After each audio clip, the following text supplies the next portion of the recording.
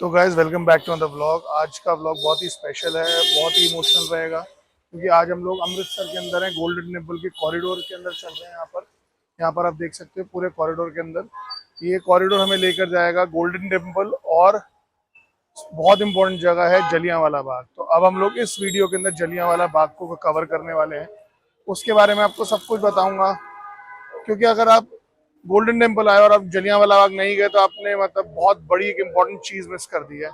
तो चलो आपको जलियांवाला बाग लेकर चलते हैं, आ जाइए।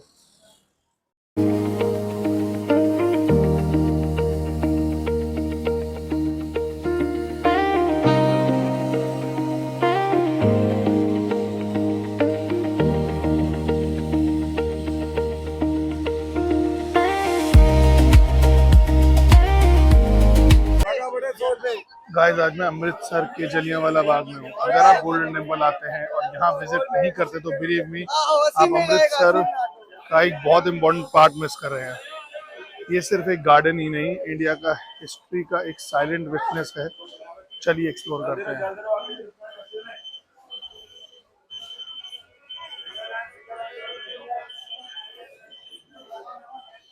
सबसे पहले इस एंट्रेंस को देखिए, ये कितना नैरो है। आज तो हम आराम से यहाँ वॉक कर रहे हैं, लेकिन इमेजिन कीजिए जब यहाँ हजारों लोग एक साथ होंगे तब सिचुएशन कैसी रही होगी।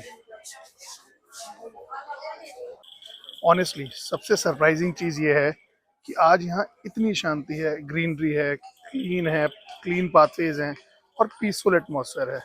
लेकिन इसी जगह ने 1919 में एक ऐसी ट्रेजेडी देखी जिसने पूरे देश को हिला दिया।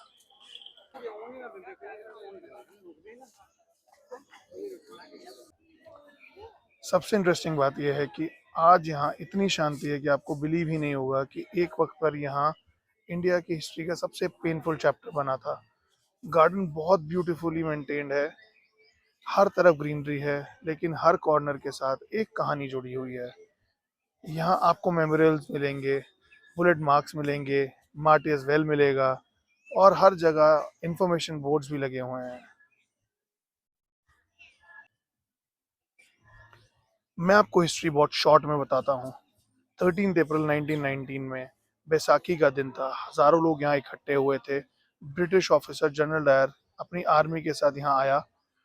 उसने एंट्रेंस को ब्लॉक किया और बिना प्रॉपर वार्निंग के फायरिंग शुरू कर दी।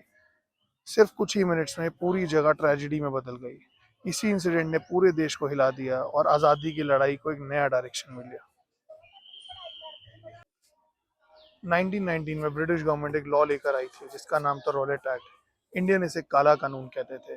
इस लॉ के अंडर ब्रिटिश किसी भी इंडियन को बिना प्रॉपर एविडेंस, बिना ट्रायल और बिना कोर्ट में प्रूफ किए अरेस्ट करके जेल में रख रहे थे। मतलब अगर उन्हें किसी पर भी सिर्फ शक होता था तो वो उसकी फ्रीडम छीन ले सकते थे। इसी लॉ के खिलाफ प्रॉपर पूरे देश में प्रोटेस्ट शुरू हुए और पंजाब में बढ़ते टेंशन के बीच कुछ ही दिन बाद जलियांवाला बाग का वो दर्दनाक हादसा हुआ। फूड है शहीदी वेल का। हाँ जी, यही है मार्टियर्स वेल जो कि अभी आपको सामने दिख रहा है। जब लोगों के पास बचने का कोई ऑप्शन नहीं था तो कई लोग इस वेल में कूद गए। ये देखकर गूज़बम्स आ जाते हैं। और ये है वो वेल जहाँ पर कई लोगों ने अपनी जान गंवाई है,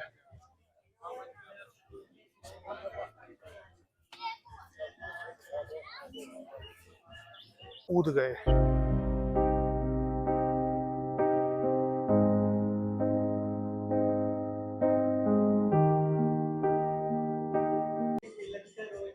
हम जैसे जैसे आगे बढ़ रहे हैं हम लोग पहुंचने वाले हैं उस जगह पर जहां पर गोलियों के निशान है। इन निशानों को इनको प्रिजर्व कर लिया गया है ताकि आने वाली जनरेशन को दिखाया जा पाए कि कैसे लोगों ने आज़ादी के लिए देश में शहादत दी। अब ये जो आप देख रहे हैं ये ओरिजिनल बुलेट मार्क्स हैं। इन्हें इंटेंशनली प्रिजर्व किया गया है ताकि आने वाली जनरेशन कभी ना भूल पाए कि यहाँ क्या हुआ था और यहाँ पर कितने लोगों ने अपनी जान गंवाई है। ये सब कुछ आप पढ़ सकते हैं इसके अंदर। इसमें लिखा गया है कि 28 बुलेट मार्क्स हैं which were fired by the order of General Dyer without any warning to the crowd who had gathered here to protest against the Rowlatt Act.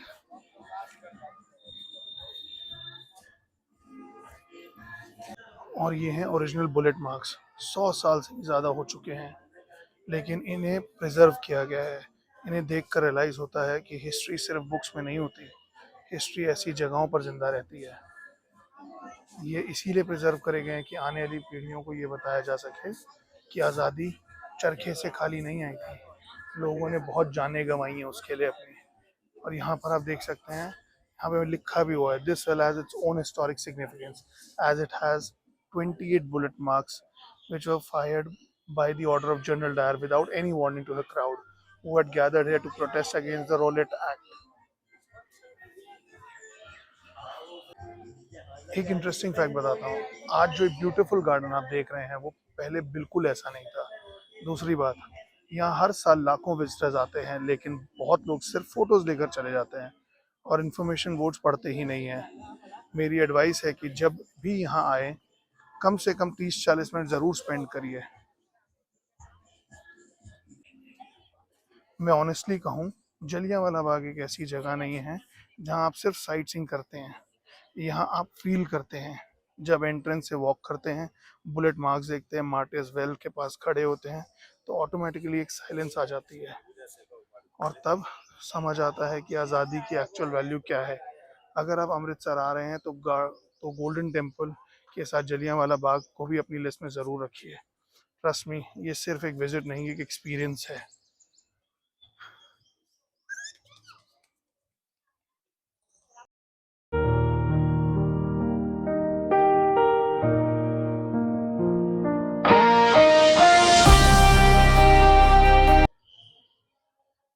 अगर आपको ये वीडियो इन्फॉर्मेटिव लगी हो तो ज़रूर लाइक कीजिएगा, चैनल को सब्सक्राइब करिए और कमेंट्स में बताइए कि इंडिया की अगली कौन सी हिस्टोरिकल या ट्रैवल डेस्टिनेशन है जो आप देखना चाहेंगे।